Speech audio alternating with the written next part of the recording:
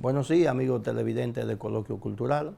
Aquí estamos de nuevo, como cada sábado, 11 de la mañana en EN Televisión.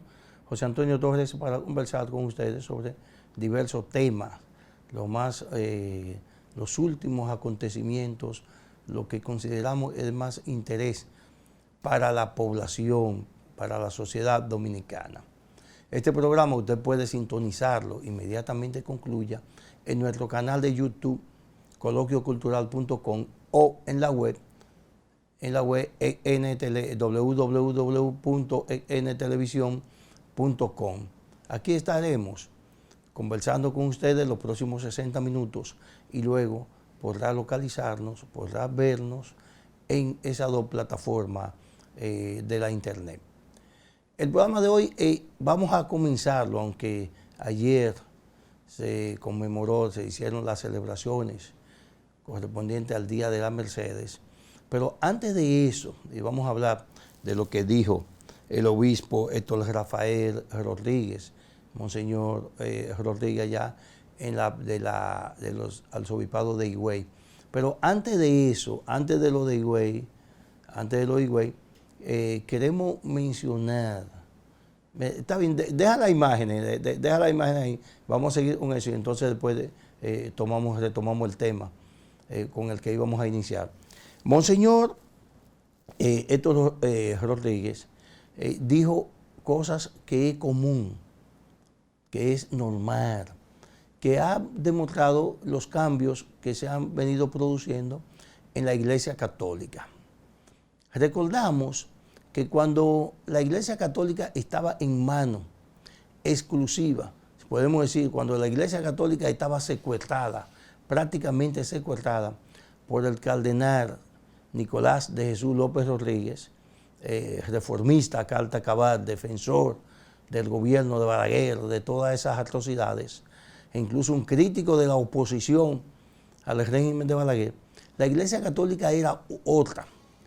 Inmediatamente sale el cardenal del escenario ya eclesiástico y entra Monseñor Osoria como arzobispo de Santo Domingo, pero además hay toda una cantidad de obispos que fueron designados por el Papa Francisco. Todo eso le ha dado un giro al discurso de la Iglesia Católica.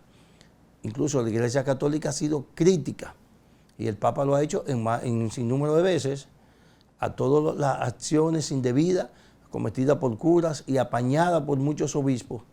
El Papa Francisco ha sido claro en criticar eso y ha pedido perdón más de una vez a nombre de la Iglesia Católica a las víctimas de esas atrocidades. Pero eso es a nivel mundial. Vamos ahora en el plano local.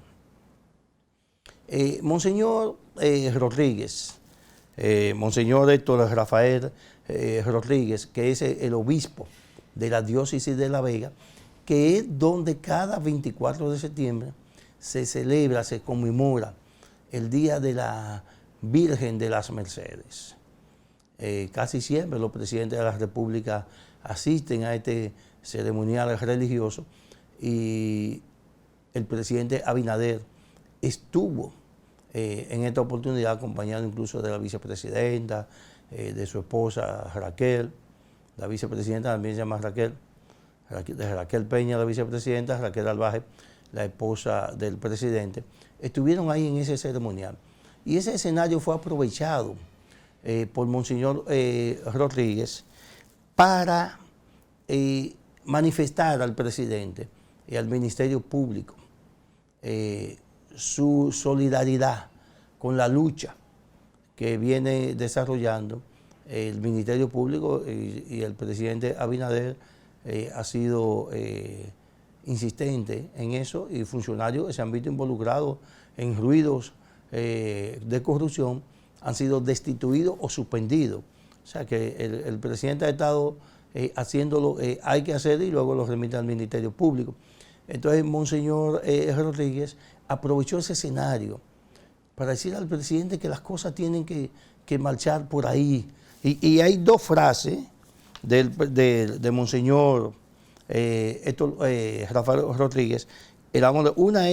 Una fue cuando él, en la homilía de ayer, Dijo, apoyo y felicito públicamente al Ministerio Público por su valentía en la lucha y persecución a la corrupción, al lavado de activos y al narcotráfico. O sea, una acción clara, definida y una solidaridad sin apañamiento, sin nada, sino de manera frontal y directa. Y le dijo al presidente, entendemos que lo que roba la corrupción al pueblo no es simplemente unos chelitos, sino que le roba sin piedad y de manera grosera la salud, la educación, la vivienda, la alimentación, el bienestar, la seguridad y hasta el deseo de vivir.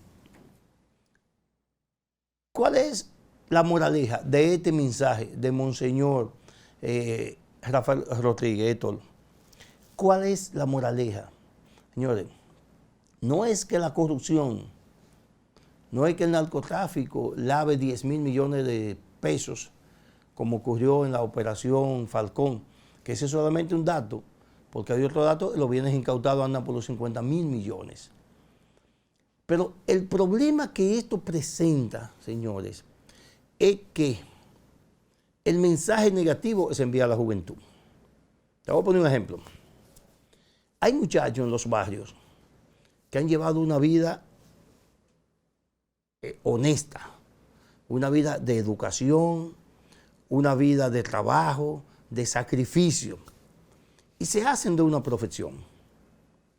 Y ocurre que ese muchacho, si tiene suerte, consigue un empleo de salario mínimo, porque aquí hay un mercado laboral muy reñido.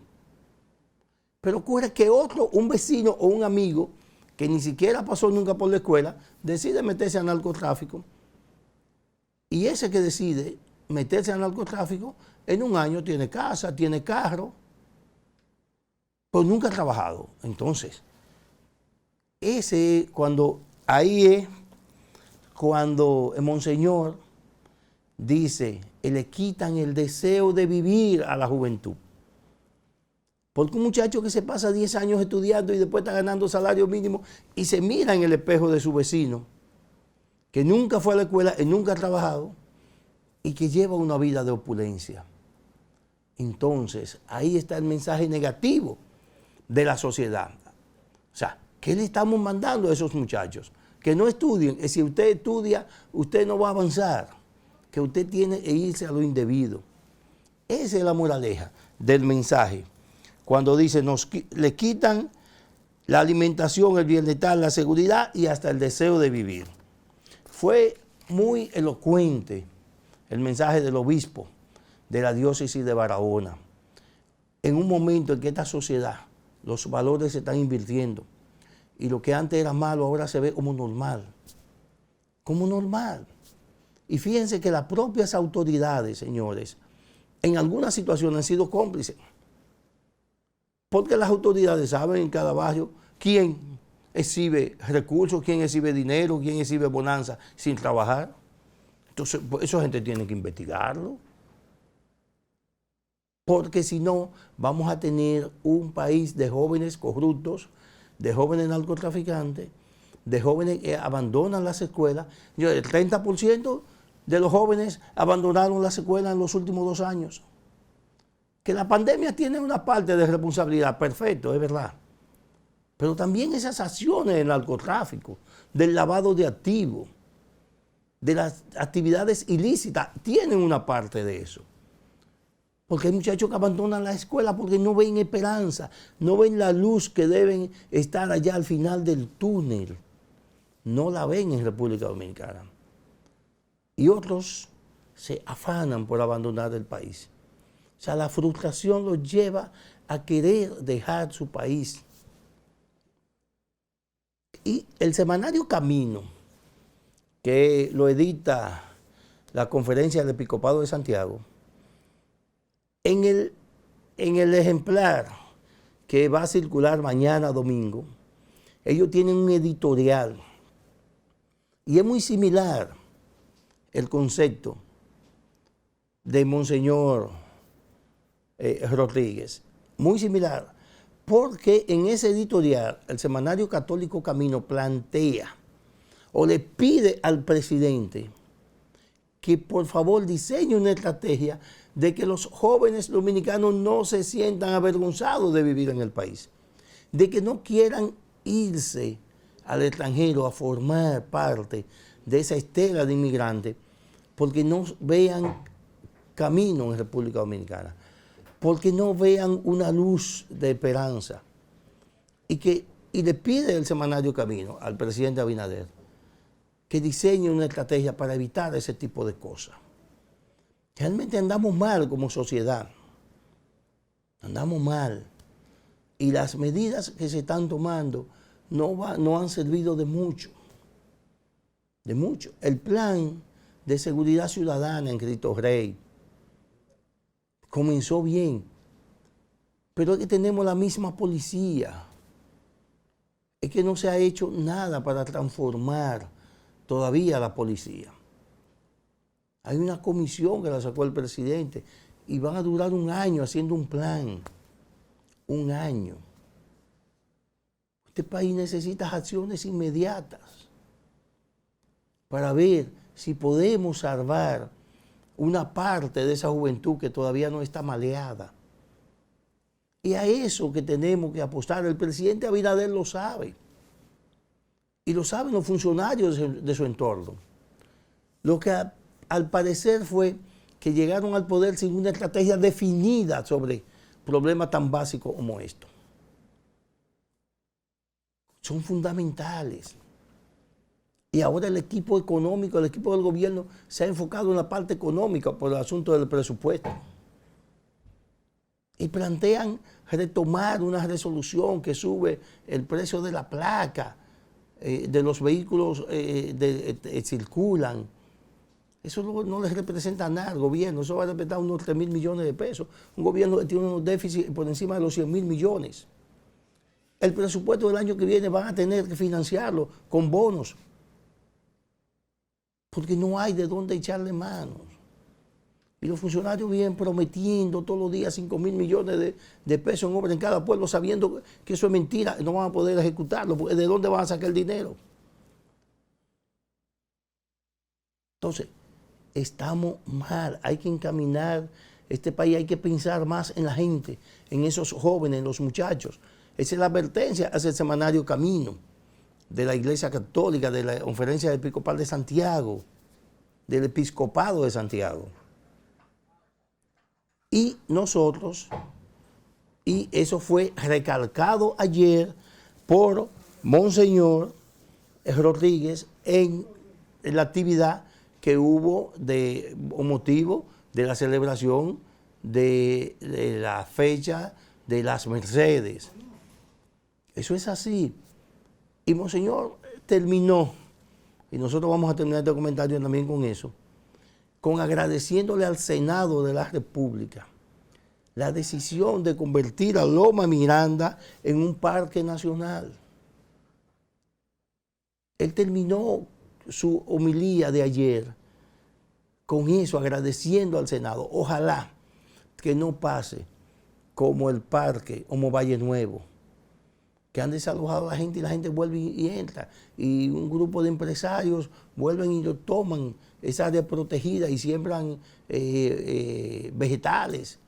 Ojalá que Loma Miranda, que el objetivo de Loma Miranda es la minera Falcon Bridge, ojalá que declarara ya Parque Nacional, que la Falcon Bridge busque otras alternativas de explotación minera que no sea esa. Vamos, amigos televidentes, vamos a una pausa y en breve regresamos con ustedes aquí en Coloquio Cultural.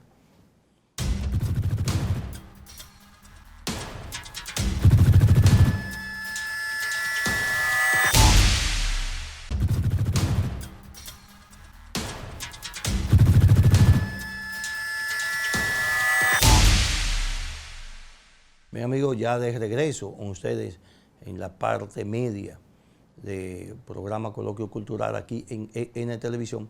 Recordarles que pueden vernos en nuestro canal de YouTube, coloquiocultural.com, o en la web www.entelevisión.com.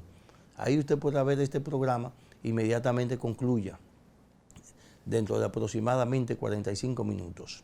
Bien, hablamos de las homilías de ayer, la de Monseñor Rodríguez allá en el Santo Cerro, en presencia del presidente Luis Abinader, de la vicepresidenta Raquel Peña y de la primera dama Raquel Albaje.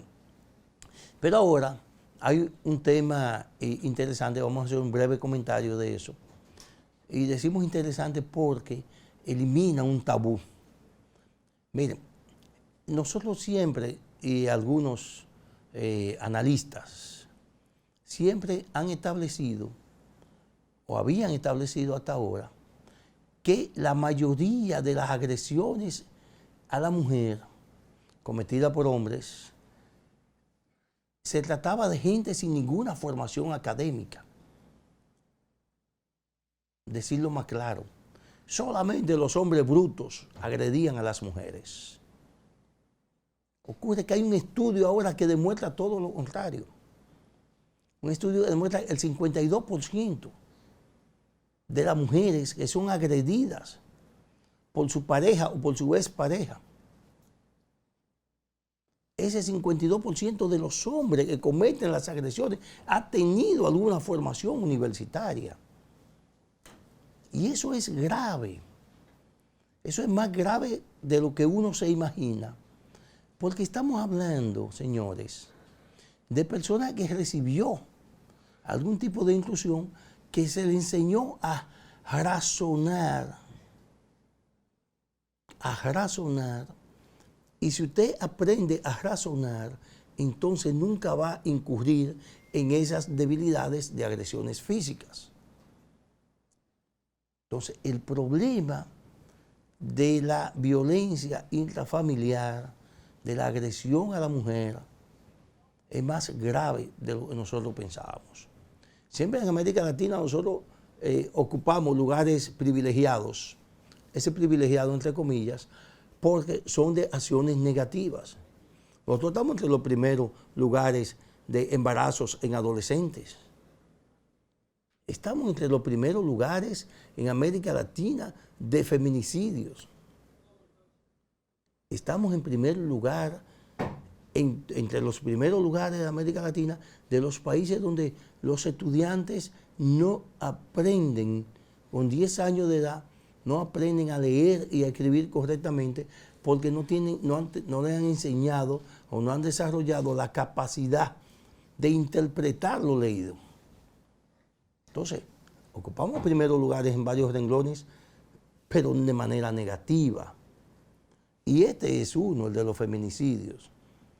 Y este estudio revela datos que nos va a obligar a las autoridades a rediseñar la política para evitar o para reducir las agresiones a la mujer. Eso va a hacer un rediseño, porque estábamos pensando una cosa y ocurre que es otra. Y hay un departamento de terapia precisamente para los hombres que agreden a mujeres, en el que incluso hay hombres que después de 2 años de terapia han vuelto a reincidir en la agresión. Entonces eso también hay que evaluarlo. Ese dato queríamos solamente dejarlo así de manera suelta. Sería mejor ya en otro programa traer un especialista en el área de la psicología, de la psiquiatría, del comportamiento, que son los psicólogos, para analizar qué está fallando. Como sociedad estamos fallando en muchas cosas, pero ¿qué está fallando ahí en ese aspecto, en la sociedad dominicana? Bien, hasta ahí queríamos dejar ese tema, porque decíamos, no conocemos el estudio, nada más lo vimos así, de manera suelta, cuando veníamos aquí hacia el programa, pero hay que leerlo y ver si tiene algunas recomendaciones o si manifiesta alguna de las debilidades. Otro caso interesante, señores, y ya no es tan interesante, lo que está pasando en el sistema educativo. Señores, Roberto Fulcar, que va a tener un año y medio, un año y un mes en el cargo. Comenzó un plan de reparación de escuelas.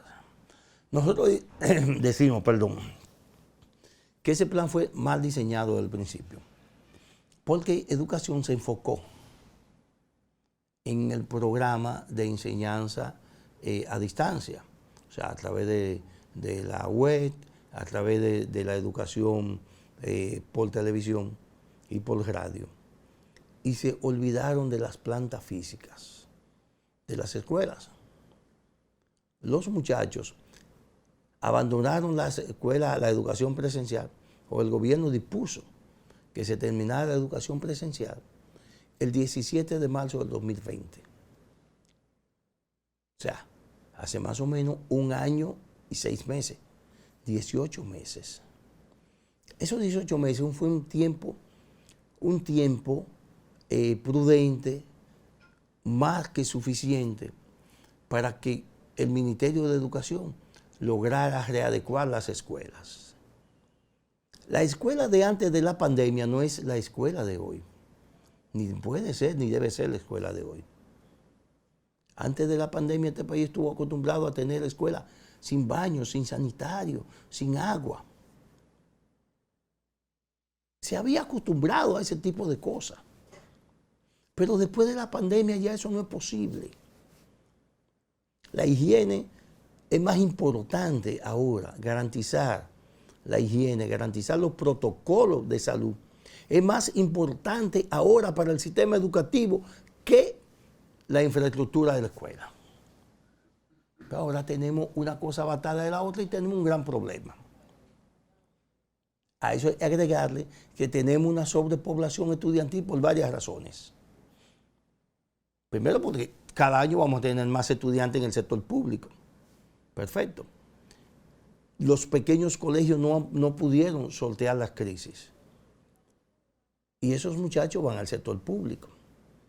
Pero además el sector público le garantiza desayuno y almuerzo a los muchachos. Y ese es un incentivo extra, un valor agregado que hace que los muchachos o que los padres de escasos recursos y algunos de clase media incluso envíen sus hijos a las escuelas públicas. Pero todavía el jueves, ayer era feriado, no podíamos verlo, pero todavía el jueves, reporteros del Nacional comprobaron que en muchas escuelas estaban inscribiendo muchachos, pero inscribiéndolo para cuando abran la docencia en esos planteles, porque estaban cerrados todavía por las malas condiciones de infraestructura. Algunas de esas escuelas no tenían agua, ni cisterna, ni tinaco, ni lavamanos. Pero el ministro de Educación, en vez de admitir eso y de agilizar los trabajos para que los muchachos puedan ir a la escuela por lo menos en 2 o 3 semanas, lo que se pone a desmentir las informaciones que están ahí en los medios de comunicación. Porque eso le va a hacer más daño. Y yo no sé cómo los asesores de comunicación de FULCAR nos aconsejan, mire, lo más aconsejable en este momento es no enfrentarnos y a desmentir cosas que usted sabe que mañana le van a poner la foto. Por ejemplo, en el periódico El Nacional, cuando el periódico El Nacional dice que una escuela no sirve, no la desmienta, porque cuando la dirección de ese medio dice que no sirve la escuela, está en malas condiciones, es porque tiene las fotos y los videos ahí en la mano. Entonces, hay que tener cuidado. Tener cuidado. En la gestión anterior hay una experiencia también del Ministerio de Educación, de la gestión anterior, creo de Peña Mirabal, que dijo a Bienvenido Álvarez Vega, al periódico Hoy, que no había escuela deteriorada, y Bienvenido le publicó como 50 consecutivas. Entonces, Hay que tener cuidado con ese tipo de cosas, pero los asesores en comunicación parece que no lo orientan bien a Fulcar. Y Fulcar, lleno de eufemismo, todavía con ese discurso y esa agresividad sindical, entonces se destapa y diciendo que eso no es así, o que él no tenía conocimiento. Es peor todavía. Porque cuando usted como ministro dice que usted no tiene conocimiento de que las escuelas están en esas condiciones, entonces usted está demostrando una debilidad gerencial. Porque supone el ministro debe tener conocimiento de todo lo que pasa en el sistema educativo. Porque para eso él tiene varios viceministros, y tiene directores regionales, y tiene asistentes. Es para eso, para que lo informen, para que lo mantengan informado. Por eso digo, es peor decir que no tenía conocimiento al decir que eso es mentira. Ahí están las escuelas y le van a seguir publicando. Entonces, lo mejor es que él diga, el gobierno o que ese ministerio está haciendo esfuerzos importantes para solucionar esos problemas. Que sabemos que fue un asunto de descuido porque hubo 18 meses para acondicionar las escuelas. Y que si bien es cierto que el gobierno gastó mucho dinero en los espacios alquiló, pero también es cierto en materia educativa el gobierno se ahorró mucho dinero en el presupuesto del año pasado. No hubo almuerzo escolar, no hubo desayuno escolar, no hubo contratación de profesores, había que pagarle extra. Entonces, el gobierno se ahorró mucho dinero, pero también la parte del presupuesto destinada a mejorar las condiciones de las escuelas, a edificaciones, esa parte no se ejecutó, porque ninguna escuela se le puso la mano el pasado año. Y en los primeros 9 meses de este año van por el mismo camino. O sea, comenzaron a trabajar, a pintar escuelas, eso es verdad, pero comenzaron tarde. No comenzaron en principio y ahora no tienen o no disponen de los recursos, que es lo más probable, pues ya estamos en septiembre, los recursos del presupuesto después de septiembre comienzan a agotarse. Y eso también por falta de planificación. Pero es un problema que Fulcar tiene arriba y que ojalá no se le sume a Abinader, no se le sume este problema al otro problema que viene por ahí muy grave, que es el problema de la resolución de la Superintendencia de Electricidad, que a partir del día 1 va a eliminar el subsidio a los consumidores de energía de los barrios pobres. Vamos a una pausa y cuando regresemos vamos a ampliar un poquitito más sobre este tema. Es muy espinoso y que no va a ser nada fácil para la población de escasos recursos de este país. Vamos a una pausa, señor director.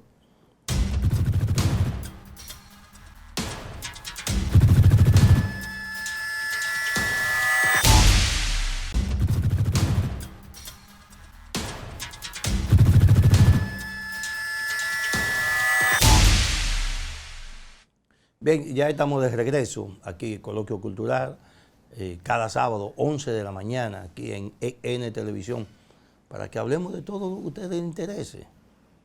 Miren, decíamos ahorita en el segmento anterior, que ojalá los problemas educativos no se le acumulen al presidente Abinader junto con lo que le van a generar, con lo que va a generar el aumento de la tarifa de energía eléctrica.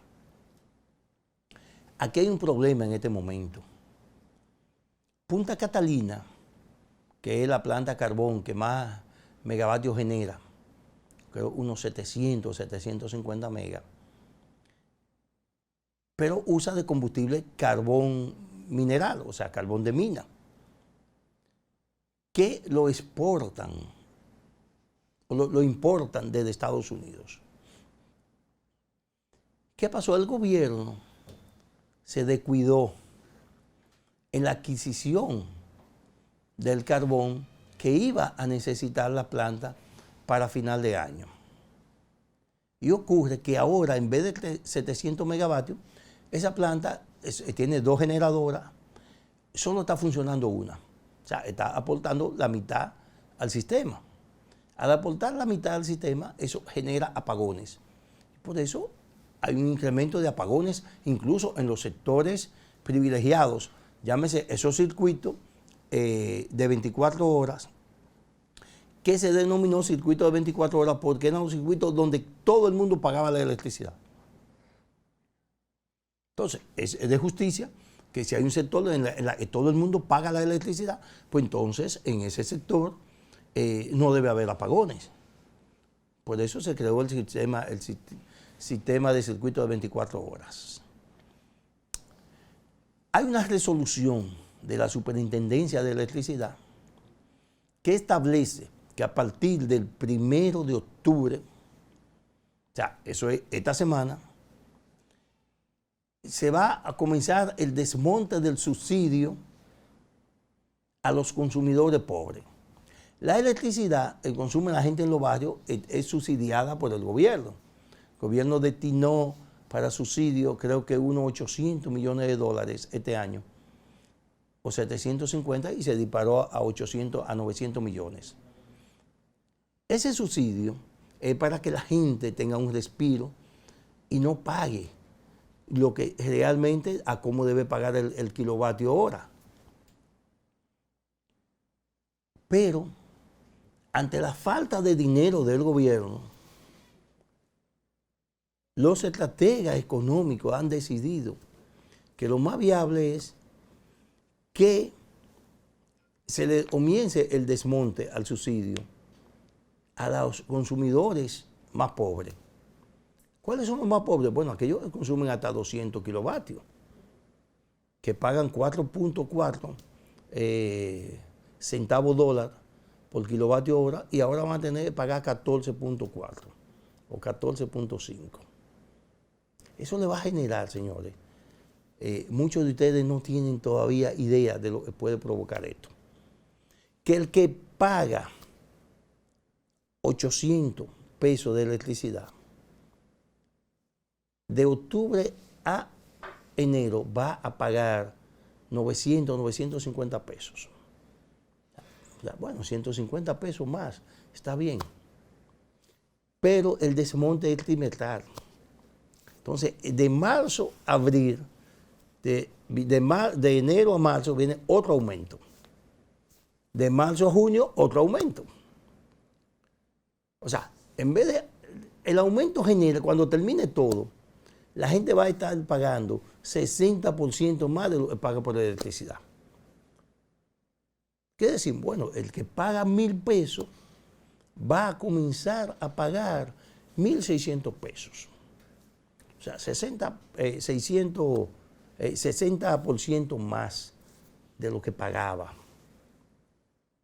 Eso es todo una cadena. Entonces, el del colmado, el salón de belleza, el mecánico, el electricista, todo el que usa electricidad va a tener que pagar un 60% más.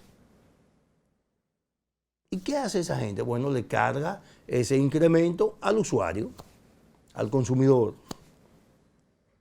Y ahí vamos, que entonces vamos a notar por qué a partir de enero todas las cosas que ya tienen precios altísimos van a comenzar a subir de precio otra vez.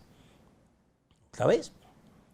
Porque el Estado no tiene, decíamos al principio del programa, el Estado no tiene con qué sustentar el presupuesto del año que viene. Y por eso vamos a ver más bonos soberanos colocados en los mercados internacionales.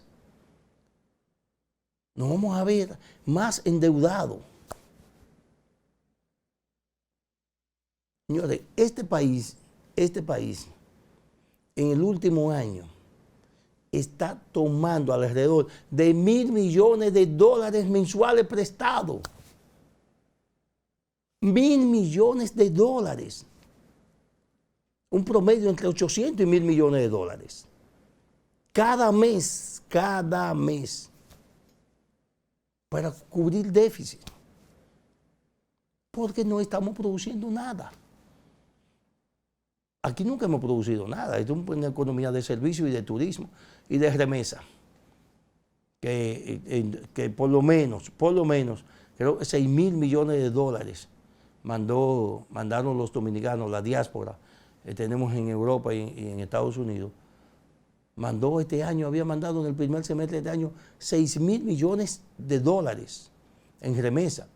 Eso fue lo que logró mantener la estabilidad cambiaria, que el dólar no se haya disparado por las nubes. Pero eso también se va a reducir, porque Estados Unidos comienza ya a cortar algunos programas de subsidio y de ayudas que recibían esos dominicanos y que compartían con sus familiares aquí. Eso es otro problema. Y no sabemos cuál es la estrategia, cómo el gobierno va a aprovechar, a colocarle incrementos de precios, incrementos de impuestos a la gente y que la gente lo acepte sin rebelarse. Después que pase todo esto, la situación va a ser muy difícil. Ojalá la gente acostumbre y el gobierno pueda buscar algún medio de convencimiento a la población, que no sea saturándolo con propaganda de mal gusto y propaganda la gente sabe que es mentira lo que están diciendo, porque eso podría irritar más a la población. Debe haber algún tipo de método para convencer a la gente de que debe asimilar eso, porque la paz y la tranquilidad del país está por encima de los intereses particulares de cada uno de nosotros. Y quienes más le conviene mantener esa paz y esa estabilidad es al sector empresarial, que ha sido el gran beneficiario también de esta pandemia.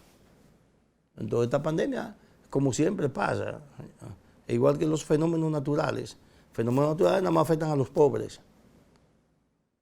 No, nada más afectan a los pobres, porque los ciclones nada más inundan la casa de los pobres y tumban los cines de los pobres y las paredes de los pobres, pero a los ricos no, porque ya son fortificadas esas mansiones.